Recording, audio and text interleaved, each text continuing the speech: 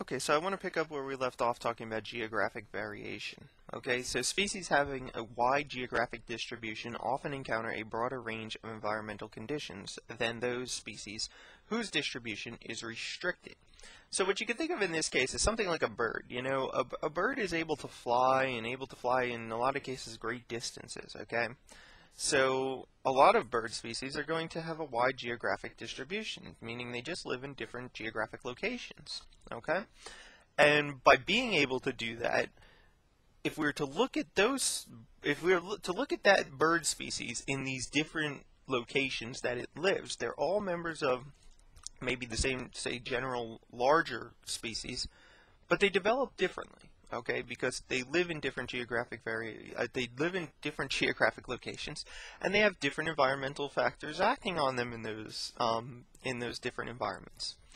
So, if you were to look at the birds, and then say look at something that maybe can't migrate as easily, so maybe some kind of terrestrial animal, I don't know, anything.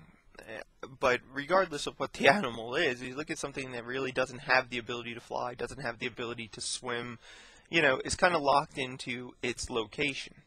Okay, you're going to see a lot less variation in that species than you would in one that's not restricted.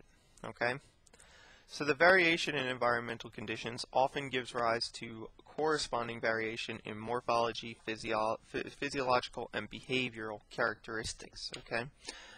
So we see all these different characteristics changing based on where these species are living.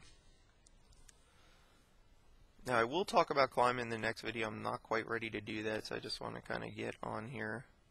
Only the last part of this discussion, which is trade-offs and constraints. Okay? Environmental conditions that directly influence life vary in both space and time. Likewise, the objective of selection changes with environmental circumstances, okay?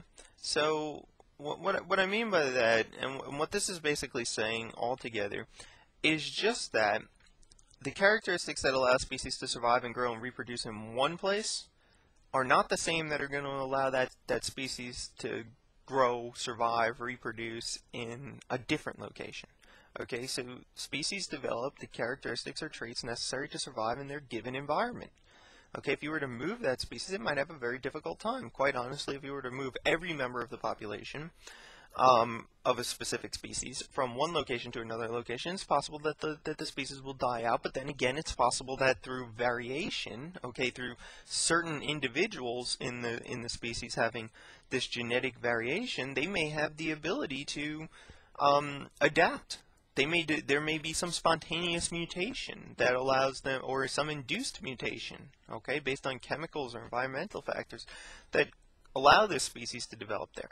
But the truth of the matter is, if we're looking at it just in simple terms, the characteristics that allow one species to survive and grow, reproduce under one set of circumstances, limits their ability to do the same under different circumstances, okay?